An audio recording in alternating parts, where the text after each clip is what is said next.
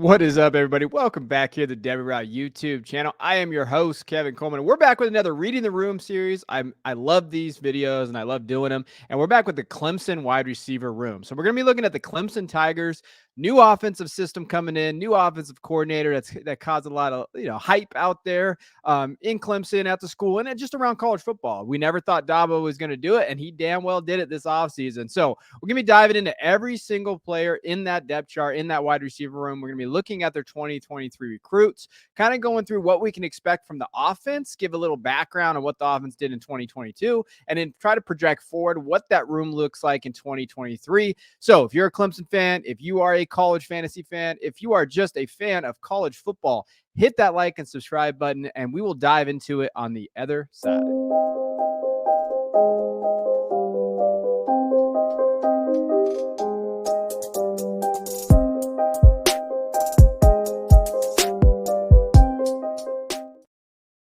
All right, let's get into this one. And I think the big thing about Clemson and the wide receiver room is that just inconsistent play out of that wide receiver room, right? We've just have not seen a dominant wide receiver in that room. I mean, Justin Ross as a freshman was an excellent wide receiver, but we just have not seen like that consistency there, right? Now, when we look at the offense last year, so just kind of give you guys a little background, 11-3 last year, obviously, lost to Tennessee in the Orange Bowl. But I mean, realistically, they are 1 point away, a 1 point loss to South Carolina from going to the college football playoff, right? So we can't really say Clemson's season was, too big of a failure. Obviously, going 11-3 is not what Clemson fans expect, but I mean, they were right there. They had the chance. Had he maybe moved to Cade Klubnik, there was a possibility, right? Now, when you look at the scoring offense last year, 24th in the nation at 33 points per game. Total offense, though, was 35th at 412 yards per game. And I think the biggest disconnect, as someone who loves college football, has watched Clemson, who's been very critical of the Clemson system, I think it's just been too elementary. I just don't think that it's been able to, it hasn't kept up with the offenses of what we see in 2022, right? Like we've seen this with Deshaun. We saw this with Trevor Lawrence. Those guys were able to elevate this offense because they were superstar quarterbacks. And I think that over time, though, other offenses have caught up. Now it's time they have to step up and do that, right? So you see the plays per game, it was up there, but passing attempts at 40th, pass percentage is 66, rushing attempts was 28th, but rushing percentage was 66. And the average scoring margin was good because Clemson always has a great defense. Their defensive line every year, we talk about defensive line, is the best in the country every year in with the year out. Their defense is going to give their offense opportunity. And had they have kind of adapted to that new offensive system, prior to this, they'd be right there. Dabo refuses to go into portal, right, to get weapons. So there are areas of Clemson's kind of approach that they will struggle with. If you're not going to go to the portal, you better have some homegrown talent and have a good offensive system. That is why I believe they went and got, Garrett Riley, Lincoln Riley's brother from TCU, and he's going to be able to adapt that. So we're going to see that. But yeah, that's really been the problem with Clemson's offense. I don't think that there's been enough explosive plays. I don't think that necessarily that it's been able to keep defenses on edge. And they're playing in the ACC, which they're 8-0 in the ACC. I think that it kind of hinders them a little bit because some of those teams, based on just the depth chart going through our Patreon, they struggle, right? So we're looking at the defenses on that side. Now, let's talk about Garrett Riley. So let's get into what this is going to look like. So when we go into like Garrett Riley coming over from TCU, what does it have, right? Now, when we looking at a couple of things, so advanced offensive stats, we're going to break down here. So there's a few things to kind of look at. One, when they go into it, S&P is a metric that is driven by success per play. So S&P last year for TCU was 5th in the nation. So essentially, they are 5th in the nation for success per play basis. So they make, he calls a good game, explosive rates, all of those things, right? And at a per drive basis, TCU ranked about 14th last year. So one big thing is that they're able to go out and just score touchdowns. Like you're going to see this. You're going to see this in their drives. They are successful at just putting up points, something that Clemson definitely needs, right? So when you're looking at like Clemson's numbers prior to Riley getting there, they've hovered in the 40s and 50s, except in 2020 when they had Trevor Lawrence. But really in that with DJU under center and with what we've seen, they've been around the 40s and 50s for basically success per play rate and per drive basis. So you can just see that they're not having success on their offense. And it's just they're not successful, right? And the thing about Riley's, there's a misnomer about Riley's offense. It's not just a big play, score touchdown type of offense.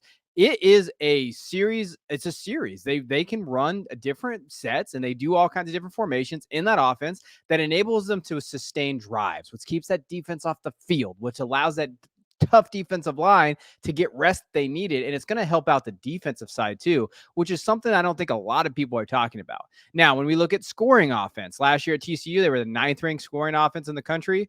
And when you look at it overall, their long plays, they're fourth in the nation for long plays. So when we're talking about long plays, we're talking about plays of more than 20 yards. So there is that. Now, when we're talking about plays of more than 20 yards, you do see that in Riley's offense. Let's talk about what Clemson was like in 2022, 66th in long plays. And in 2021, they were 99th in long plays. Clemson fans, you guys just don't see any more explosive plays, right? I think that's the problem, is that this offense, Riley's offense, is going to be able to generate sustaining drives, but also can hit that big play. Where Clemson, you saw it's a struggle out there offensively the last 2 years. If you've watched as much Clemson as I have, and I truly love watching Clemson and watching all college football, it was just a struggle. It just felt like every play was just a struggle. It's kind of like getting a root canal. It just kept going and going, and it was never, there wasn't always success where the points were there. And I do think too, when you're looking at Riley's offense and he's been able to kind of have a top scoring offense with having, rushing and passing success. Last year, passing yards in the country, 39th, rushing yards, 31st, but a top 10 scoring offense. So he can do this efficiently, which really sets up for this depth chart. We're going to get into the running back room as well. And that running back room, they're solid. Maffa and Shipley are two very solid backs. So when you're thinking of that, that's really good. And I think also, one thing to notice is talent development. Riley's been able to do that. So he's been at SMU and TCU, right? SMU for 2 years and then TCU. When you're looking at the average star rating of 247 Sports of who they had on that roster, their average was around 302, right? So you're talking about an offensive system where you're around 3%, or excuse me, 15% of your studs on that offense are 3 stars. That, when you're looking at that, that's the average star, right? You're going to always have a couple of those 4 stars, Quentin Johnson, those guys in there. But if Riley can do that with that kind of, less talent than what most other guys have. And when you get to Clemson, you're going to get 4 and 5 star kids. They just haven't developed that talent. We've seen in that wide receiver room. There's an opportunity here, y'all. Like, there is a really big opportunity where he can really step up, have these 4 or 5 star kids, develop them, and we can start seeing Clemson, offensive players having that ceiling that we've always wanted to see, that we've expected from a lot of these guys. So let's dive into their depth chart. First up is Beaux Collins. Realistically with Beaux, I've liked Beaux coming out of high school. He played out here in California. He just hasn't stepped up, right? Wide receiver 26, 4-star kid, big kid. You see the numbers there. I mean, he's played pretty efficiently. He's missed some games because of injury. He's been a little bit banged up, but he just has not had that production that you like, right? Now, from like a prospect standpoint, you like his frame. Big kid, gets up and gets it. Really good catch in traffic, yak guy, like goes over the middle, does those type of things. And you love his strength. Like, I mean, really where he comes into play is 50-50 balls, goes and gets it, can go up and go grab it, right? Should be a red zone force. Really hasn't done that, but should be a red zone force. So like when you're thinking of like Riley's offense, maybe he's like that Quentin Johnston, right? Maybe he can be that guy in that offense from TCU that you saw. Now there's another sophomore that we're going to talk about that could be that guy, but Beaux definitely fits that size frame and basically the prototype for this offense. As far as like areas of improvement for him, I don't think he'll ever be a top speed dude that's going to be able to force guys over the middle, or excuse me, over the top. But I will say this, that offense from the last couple of years for him, like when you watch him play, it's like, hey, just a go route on the outside. That doesn't really fit with what Beaux can do, right? They haven't really used him in ways that definitely kind of, extrapolate his skills, getting him over the middle, finding areas of the zone. Like there's different areas that they can definitely use him. They just haven't, right? Inconsistent production, I think, is key because he just hasn't seen that. Injuries, whatever the case may be. And then he has had some drops. Like there have been times where you're talking about it. I know Clemson message boards, as I've been diving into it, have talked about his comeback drops, the other things that I've seen. So now, how do you shore up the drops? You put him in position to make catches that are easy, right? I think that he, at times, these last 2 years especially, he just has been put in position where he's had to go up and get balls, from DJU on the sidelines in double cover. Like there's been just impossible situations for him to do, which leads to drops, right? And where are the drops? What kind of stat is that in terms of wide receivers or quarterbacks? And where are those throws being made? After Beaux, it's Antonio Williams. Now, there's a lot of love for Antonio Williams out there, and for good reason. wide receiver 6 coming into last year, had a very, very good year, 56 receptions, 604 yards, and 4 touchdowns. He fits right into this system, and he's talking about just that slot wide receiver in a TCU offense that we saw last year, in a Riley offense. You have to love that in this kind of new system that they're going to be running. He's going to be a target hog. Antonio Williams has a chance to really break out and be a very, very solid 2025 class of wide receiver, right? The guy who maybe come step up for Evan Stewart, Luther Burden, and those guys. Antonio is made for this offense, and that's the exciting part. I think he has really good hands. When you're looking at his PFF grades, he has some of the best hands in the country in terms of drops. Versatility. I know that he's a slot guy, but man, he is not small. Like he can get into that outside a little bit. I think there are times when you're looking at his percentages from the slot into the outside, he can do both. Like I think he can step up for this offense and do both. And then efficiency. This kid was one of the most efficient wide receivers in college football last year. Yards per catch. When you're looking at dominator rating, everything that's been there for him, he's right there. Like he has done it. He checks almost every single box out there. And if he can hit that production metric and just go and get those 1,000 yards that we're going to want to see in this offense, but the sky's the limit for Antonio. Now, as far as like areas of improvement, competition is going to be a big one. With Beaux and Adam Randall coming back from that injury, a lot of guys like Cole Turner out there, maybe Brandon Spector get in there. So, competition for targets. Also in this offense, you got Shipley and Maffa, who definitely can catch the ball. I think Maffa, he could do it. Shipley is actually a legitimate receiver when you watch him play. So competition for targets going to be there.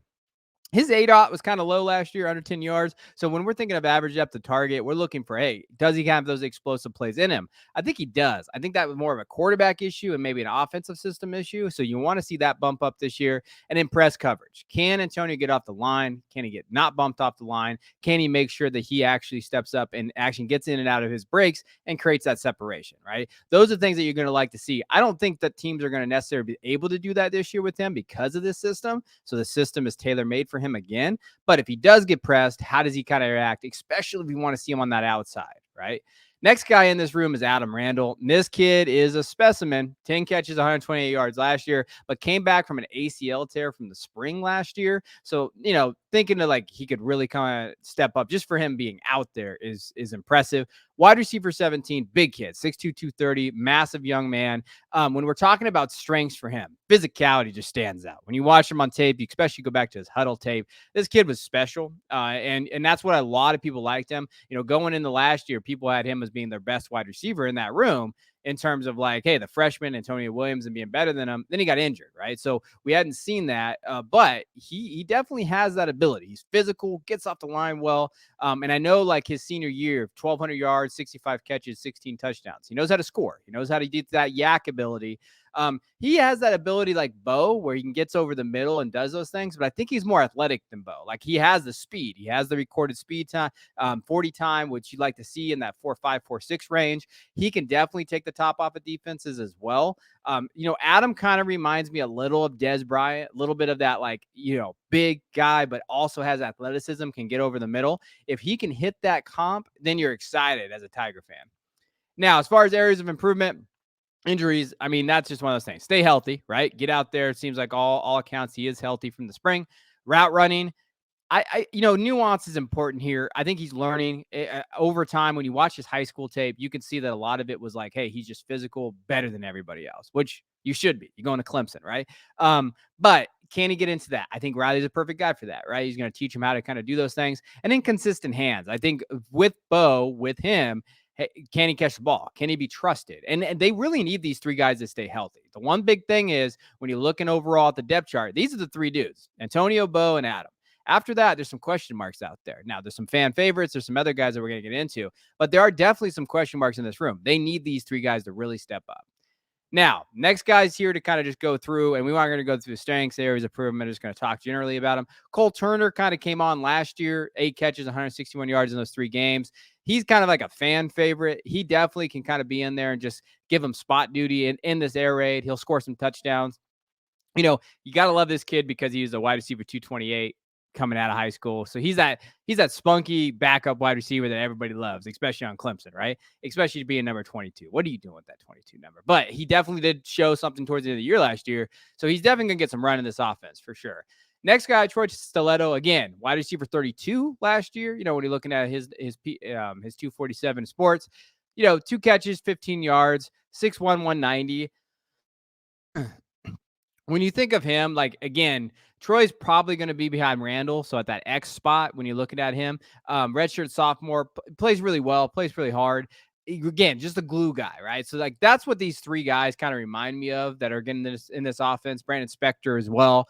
When you're looking at what he's been able to do, throughout his career, nothing amazing. That's why I said those first three guys got to stay healthy. But these guys are glue guys. These guys are guys, if those guys ahead of them stay healthy, Klubnik's going to have that ability to kind of shift it around, get it to these guys. Riley's going to put him in that spot to definitely be in there. Next guys too, when you're talking about the recruits out there, so who did they bring in this year? Noble Johnson kind of stands out to me. 6'2", 205. That's generally speaking Clemson's wide receiver, what they like, right? What they look there. Over time in his junior year, he had 875 yards and eight touchdowns there.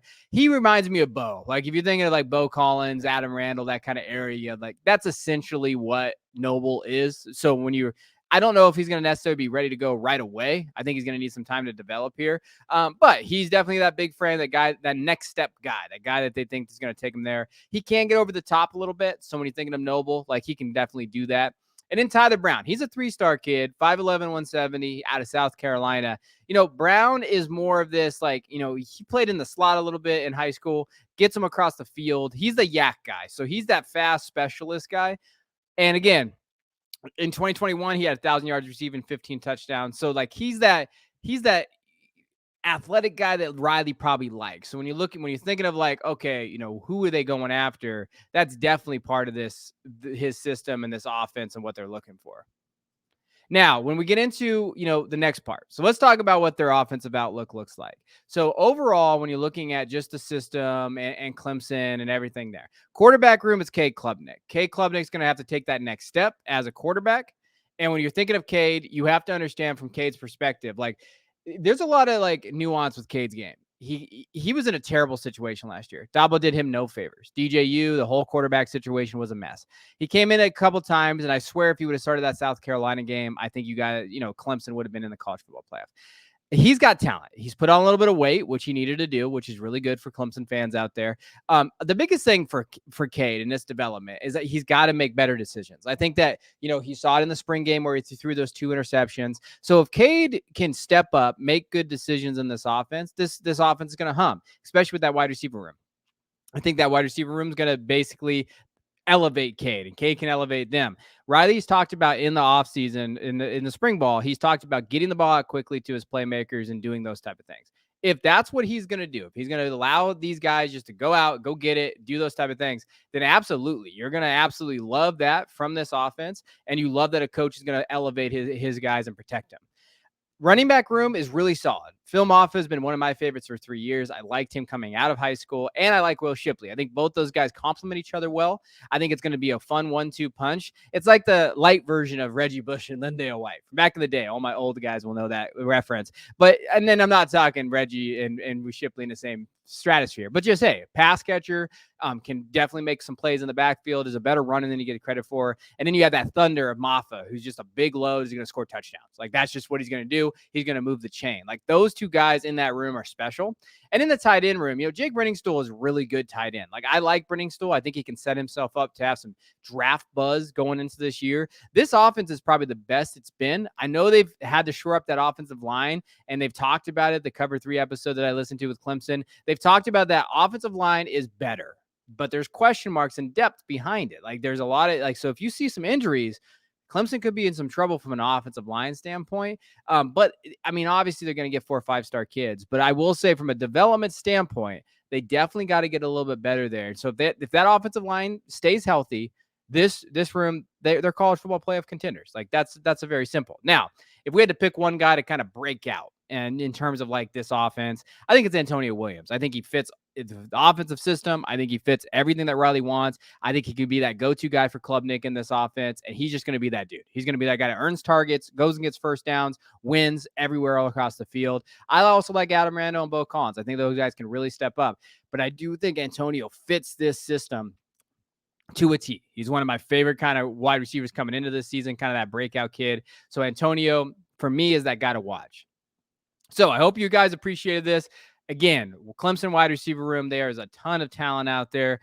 That Riley offense should be special. And Clemson fans, you should be excited. You should be excited about this offense this year, and you're going to be able to watch some explosive plays. Like, that's something new that you haven't been able to watch for the last couple of years. So I appreciate you guys.